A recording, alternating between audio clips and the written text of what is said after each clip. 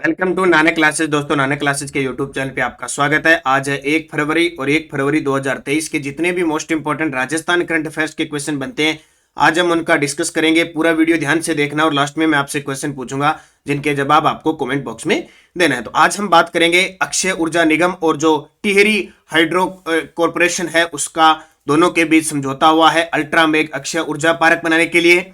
G20 शिखर सम्मेलन की दूसरी बैठक जोधपुर में। राजस्थान के आईएएस अधिकारी जिन्हें प्रोमिनेंट एल्यूमिनियम अवार्ड दिया गया है। चर्चा करेंगे इस विषय पर पूरे विस्तार से। एक बार वीडियो को लाइक और शेयर कर दें। सारे विद्यार्थी सभी को गुड मॉर्निंग। और पूरा मंथ हो चुका है, आज आपको शाम को जनवरी महीने के टॉप 100 क्वेश्चनों की क्लास भी मिलने जा रही है। तो एक बार सेशन को लाइक शेयर कर दें। सबसे पहले कल के क्वेश्चनों को करते हैं रिवाइज। कल हमने पढ़ा शिक्षा मंत्रालय की all India survey on higher education 2020-21 की रिपोर्ट के अनुसार सबसे ज्यादा विश्वविद्यालय अपने राजस्थान में है और कॉलेज के मामले में जयपुर पूरे भारत में बेंगलुरु के बाद दूसरे स्थान पे है। पश्चिमी क्षेत्र सांस्कृतिक कला केंद्र द्वारा दिए जाने वाले किस पुरस्कार की राशि को बांटकर नहीं दिए जाने की घोषणा कलराज मिश्र राज्यपाल और इसके अस्थायी अध्यक्ष ने की है।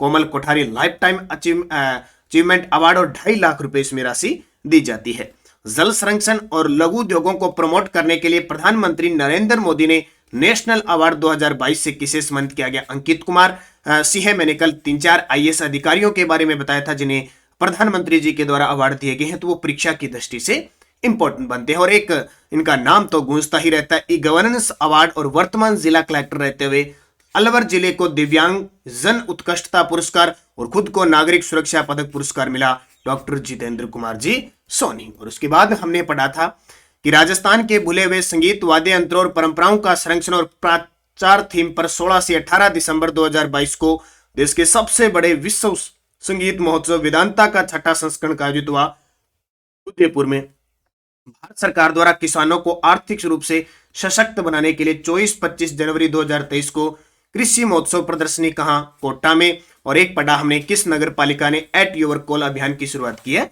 नोखा बीकानेर। ये थे कल के क्वेश्चन। इसकी क्विज मैंने नानक क्लासेस शिव सर नाम से जो टेलीग्राम अपना बना हुआ वीडियो के डिस्क्रिप्शन में वहां क्विज डाल दी और इसकी पीडीएफ भी वहां मैंने डाल दी। तो आप ज्वाइन कीजिए टेलीग्राम ताकि आपको क्विज और कल मुख्य सचिव और मुख्यमंत्री से संबंधित जो रिलेटिव होते हैं वो सारे मैंने बता दिए। वहां से प्रश्न बाहर नहीं जाएगा, बस आप निरंतर अध्ययन करते रहें। और एक आपके लिए खुशखबरी, आज से जयपुर के अंदर उपलब्ध होगी नानक क्लासेस त्रैमासिक पत्रिका नवंबर दिसंबर जनवरी। इसमें मैंने ऑब्जेक्टिव पुस्तक बनाई है, लेकिन जो सुबह अपने करंट की क्लास होती है मुख्य फैक्ट और बूस्टर डोज उनके भी प्रश्न बना के डाल दिए, तो एक भी प्रश्न आपका बाहर नहीं जाएगा। लास्ट 3 मंथ की आ गई, कल संपूर्ण राजस्थान में उपलब्ध हो जाएगी। बाकी ऑनलाइन ऑर्डर करने के लिए आपको ऑफर है। देखो, ऑनलाइन ऑर्डर करोगे तो 10 से 20 रुपए एक्स्ट्रा लगेंगे आपके, ये ध्यान रखना।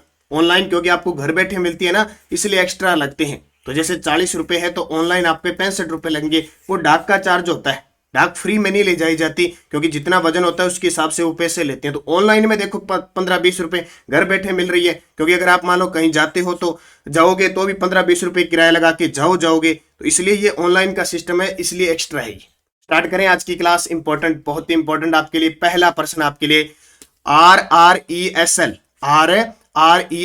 यानी राजस्थान रिन्यूएबल एनर्जी कॉर्पोरेशन और THDCL यानी टिहरी हाइड्रो डेवलपमेंट कॉर्पोरेशन मिलकर पश्चिमी राजस्थान में कितने मेगावाट के अल्ट्रा मेगा अक्षय ऊर्जा पार्क विकसित करेंगे? इतने दिन योजना चल रही थी, अब एकदम क्लियर हो चुका है। ये प्रश्न फर्स्ट ग्रेड के अंदर आ भी चुका है कि अल्ट्रा मेगा अक्षय ऊर्जा पार्क 10,000 मेगावाट का बनाया जाएगा। किसके सहयोग से? राजस्थान अक्षय ऊर्जा जो निगम लिमिटेड है अपनी, और हाइड्रो जो टिहरी हाइड्रो डेवलपमेंट कॉर्पोरेशन है, वो दोनों मिलके पश्चिमी राजस्थान के अंदर 10,000 मेगावाट। और ये देखिए समझौता, पूरी डिटेल थोड़ी सी देख लो। सार्वजनिक क्षेत्र की THDC India limited Tehri hydro development corporation ने राजस्थान में 10,000 मेगावाट की सौर बिजली परियोजना लगाने के लिए समझौता किया है, जिसमें लगभग 40,000 करोड़ रुपए का निवेश होने का अनुमान है। 40,000 करोड़ का 10,000 मेगावाट बहुत होता है। इसमें ये क्वेश्चन इंपॉर्टेंट है कि इसमें जो टिहरी हाइड्रो डेवलपमेंट कॉर्पोरेशन है उसकी 74% और अपने अक्षय ऊर्जा निगम है उसकी 26% हिस्सेदारी होगी, यानी 74-26। ये सेम वही पंचभद्रा वाला है, पंचभद्रा में बाढ़ में लग रहा है ना, HPCL और राजस्थान सरकार की जो है ना वो सेम है। तो इसको अच्छे तरीके से पढ़ना, और ये क्वेश्चन पक्का एग्जाम में टपकेगा। अब किसके एग्जाम में टपकेगा ये पता नहीं। दूसरा प्रश्न, 5वीं राष्ट्रीय परिवार स्वास्थ्य सर्वे NFHA यानी नेशनल फैमिली हेल्थ स्कीम जो है हेल्थ सर्वे 5 नंबर का हुआ है कि रिपोर्ट में प्रदेश में वर्ष 2015-16 की तुलना में वर्ष 2019-20 के दौरान बाल विवाह के आंकड़ों में कितने प्रतिशत की कमी आई है? 11% की। कितनी? ये सिर्फ ये बता रहा हूं 2015 से लेकर 2019-20 के आंकड़ों के हिसाब से, पिछले यानी 5 सालों के आंकड़ों के हिसाब से 11% की कमी आई है। किसमें? बाल विवाह के अंदर। देखो, NFHS national family health survey 5वीं राष्ट्रीय परिवार स्वास्थ्य सर्वे की रिपोर्ट में प्रदेश में वर्ष 2015-16 की तुलना में 2019 से 21 के दौरान बाल विवाह के आंकड़ों में 11% की कमी आई है। ये तो है 2015-16 से 19 से 21। पिछले प्रदेश में पिछले 15 वर्षों की बात करें तो बाल विवाह में 40% की कमी आई है। 15 साल की बात करें ना, 15 साल की, तो 40% की कमी आई है। जबकि 2015-16 से 19-21 की करें तो 11% की कमी है। दोनों में अंतर है, ध्यान रखना। NFHS यानी NFHS 5 के अनुसार 19 और 21 के अनुसार 20 से 24 वर्ष की आयु वर्ग की 24% महिलाओं की शादी 18 वर्ष की आयु से पहले हुई, जबकि 4 का आंकड़ा देखें तो 11% कम है 2015-16 से। ठीक है, और 3 का आंकड़ा देखें तो अवधि से 41% बाल विवाह दर्ज हुए हैं। यानी आपसे पूछे कि 2005-6 से लेकर 2019-21 तक कितने प्रतिशत की कमी हुई है? बाल विवाह में 40%। अगर आपसे पूछे 2015-16 से 2019-21 के दौरान कितनी कमी हुई है, तो 11%। अब ये दोनों अलग अलग हैं, थोड़ा इनका ध्यान रखना। और बाल विवाह के आंकड़े राष्ट्रीय बाल अधिकार संरक्षण आयोग की रिपोर्ट पर आधारित है, तो ये थोड़ा सा याद रखना है यहां से, क्योंकि आंकड़ों के क्वेश्चन आते ही आते हैं फिक्स है।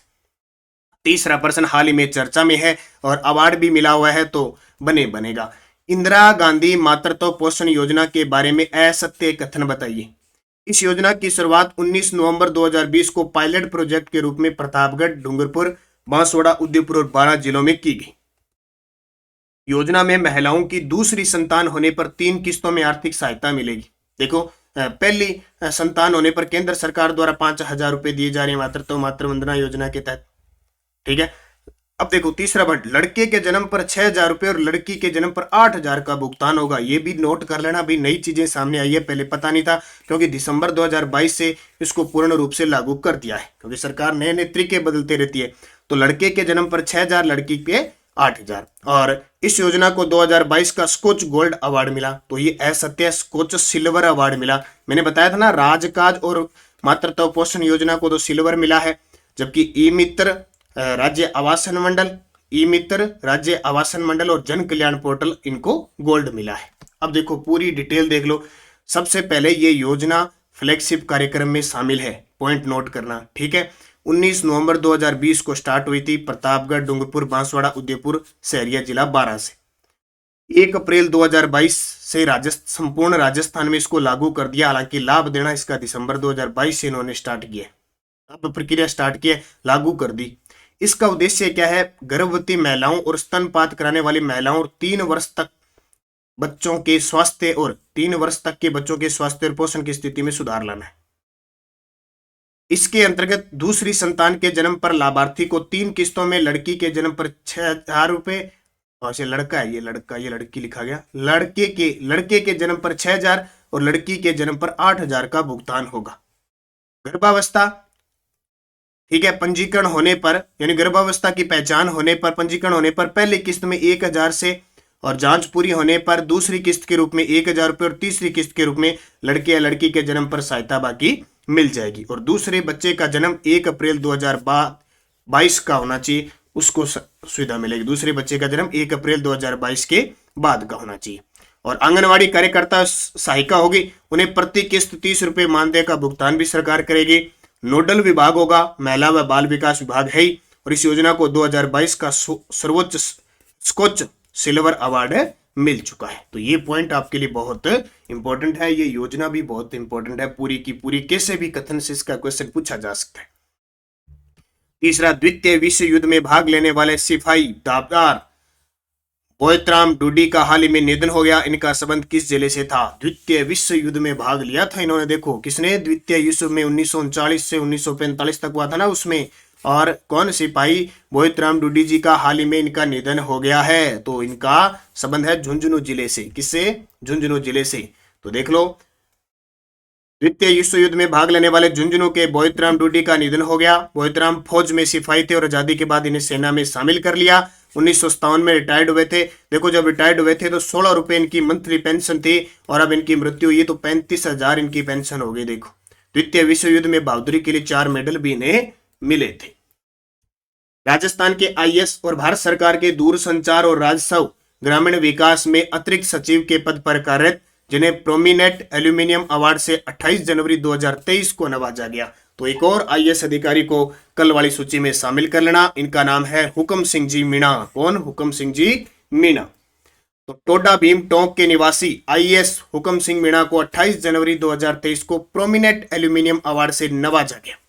भारत सरकार के दूरसंचार राजस्व ग्रामीण विकास में अतिरिक्त सचिव के पद पर कार्यरत आईएएस हुक्म सिंह मीणा को पूरे भारत में जमीन को ऑनलाइन करवाने के लिए यह अवार्ड दिया। इससे पूर्व इन्हें राष्ट्रपति अवार्ड भी दिया जा चुका है। तो बहुत ही शानदार हुक्म सिंह मीणा जी के लिए ये प्रोमिनेंट एल्यूमिनियम अवार्ड। छठा प्रश्न, G20 शिखर सम्मेलन की दूसरी बैठक 2 से 4 फरवरी 2023 को राजस्थान के किस जिले में होगी? यानी कल से 3 दिन चलेगी, 2, 3 और 4। कहां पे? जोधपुर। उससे पहले कहां हो चुकी है? उदयपुर में। कब हुई? 4 से 7 दिसंबर। 4 से 7 दिसंबर 2022 को G20 शेरपा का आयोजन हुआ था। अब होगा 2 से 4 फरवरी। कहां पे? जोधपुर के अंदर। 30 जनवरी को राणा सांगा की पुण्यतिथि मनाई जाती है। 30 जनवरी के दिन हम महाराणा सांगा, जिनका नाम सही है संग्राम सिंह, ठीक है, 1509 में मेवाड़ की गद्दी पर बैठे और 1528 में इनकी मृत्यु हो गई। जन्म हुआ था इनका 1482 को। 30 जनवरी 1528 को इनकी मृत्यु हुई थी। तो इनकी पुण्यतिथि हम 30 जनवरी को बनाते हैं। इनका पेनोरमा कहाँ बनाया जाएगा? तो खानवा भरतपुर के अंदर। जैसे हमने पढ़ा देवनारायण जी का पेनोरमा मालासेरी भीलवाड़ा के अंदर, ठीक है। इसके अलावा पांडोली के अंदर पन्नाथ है जी का बनेगा, मठाठा उदयपुर के अंदर बप्पा रावल का बनेगा। ऐसे पेनोरमे हैं, ये सारे अच्छे तरीके से याद रखना है। इनकी चर्चा हम एक दिन करेंगे, वीडियो शाम का 10 बजे की वीडियो आता है उसके अंदर। तो खानवा भरतपुर के अंदर राणा सांगा, क्योंकि खानवा का युद्ध 17 मार्च 1527 याद ही है आपको, ज्यादा मैं चर्चा यहाँ करूंगा नहीं। राणा सांगा की पुण्यतिथि बनाएगी, हिंदू बादशाह इन्हें कहा जाता है। इतना याद रखना, खानवा भरतपुर में बनाया जाएगा। निरंतर अध्ययन करें, अच्छे तरीके से पढ़ें। कल क्वेश्चन मैंने पूछा था 36वीं राष्ट्रीय खेल में स्वर्ण पदक जीतने वाले विवान कपूर का संबंध किस खेल से है? सभी का उत्तर था निशानेबाजी। और अब आपके लिए क्वेश्चन, पश्चिमी क्षेत्र सांस्कृतिक कला केंद्र द्वारा दिए जाने वाले कोमल कोठारी लाइफ टाइम अचीवमेंट पुरस्कार में पुरस्कार राशि कितनी दी जाती है? 1.5 लाख, 2.5 लाख, 7.5 लाख, 5 लाख। सही जवाब आपको कमेंट बॉक्स में देना है। और यस्टरडे डोज क्या थी? ये आपको सेकंड ग्रेड के जो पेपर हुए हैं ना, उसमें आए हुए प्रश्न ही मैं करवा रहा हूँ। फुट देवल का मेला किस जिले में बढ़ता है? सभी का सही जवाब था राजसमंद। तन सुखलाल मित्तल का संबंध किस प्रजामंडल? कोटा। ये प्रश्न पता है कहां से है? सेकंड ग्रेड में 2 नए प्रश्न देखने को मिले। क्या? वैसे तो नए तो क्या है, चलते रहते हैं। एक तो देखो, प्रजामंडल के अंदर अध्यक्ष के अलावा जो सदस्य होते हैं उनमें से प्रश्न पूछा। दूसरा, राजस्थान एकीकरण के 7 चरण जो थे उनमें जो संघ बने, उनमें जो मंत्री परिषद गठित हुई, वहां से प्रश्न पूछा गया। तो बहुत ज्यादा गहराई के अंदर होगा, उसको थोड़ा देख लेना। मानचरित्र रासो के रचयिता कौन है? कवि नरोत्तम। और केपीयू मेनन किस मुख्यमंत्री के समय मुख्य सचिव थे? मोहनलाल सुखाड़िया। मुख्य सचिव वाला सिस्टम तो खत्म हो गया होगा, कल मैंने पूरी क्विज दे दी, कम से कम 50%। और रणथंभौर के चौहान वंश का संस्थापक था गोविंदराज चौहान, 1194 में इसने स्थापना की थी। अब आपके लिए क्वेश्चन, कजली तीज का त्योहार कब बनाया जाता है? सारे उसमें आए हुए पेपर में दे रहा हूं। सांझी के रूप में किस देवी की पूजा होती है? ये कक्षा 10 का है। ये देखो कक्षा 10 का लोक कला चित्रकला से उठाया इसने। मोतीलाल तेजावत का जन्म कहाँ हुआ? राजस्थान के किस जिले की न्यूनतम साक्षरता है? और कमला इलाची किस चित्र शैली के चित्रकार है? तो अच्छे तरीके से इन पांचों के जवाब देना। जाते जाते वीडियो को लाइक शेयर कर देना। और ये जो हमारी पुस्तक है ना बाजार में, ये पढ़ लेना भाई। 6 से 12 सबसे ज्यादा 9, 10, 11, 12 से प्रश्न आ रहे हैं आपके, लगभग सारे से हो जाएंगे। चाहे प्रजामंडल ले लो, चाहे किसी नेता को ले लो, चाहे एकीकरण ले लो, 1857 की क्रांति ले लो, आपको सारी 1 लाइन मिलेगी। छोटी सी किताब है, बड़ी ही शानदार। आप निरंतर अध्ययन करें। लार्निंग क्लासेज ऐप में मॉडल पेपर चल रहे हैं रीट के, और ये पुस्तक कल से पूरे संपूर्ण बाजार में मिलेगी। आज वैसे जयपुर वगैरह कई साइडों में लगभग मिल जाएगी आपको। और ये वार्षिक अंक है, पूरे बूस्टर डोज के साथ है, और ये ब्रह्मास्त्र और प्रताप क्लासेज पे लगातार आपको दी जा रही है। और ये देखो ऐप के अंदर करंट अफेयर्स 30 टेस्ट में सुपड़ा साफ सिर्फ 60 रुपए में, जरूर ज्वाइन कीजिए लगातार। आज इसमें मैं डालूंगा राजस्थान के जितने भी प्रमुख पार्क हैं वो सारे डालूंगा, 40 से 50 क्वेश्चन है सारे के सारे। बस अध्ययन करें, बढ़ते रहें, पढ़ते रहें। मां सरस्वती की कृपा आप पे होती रही। धन्यवाद। जय हिंद, जय भारत, जय राजस्थान।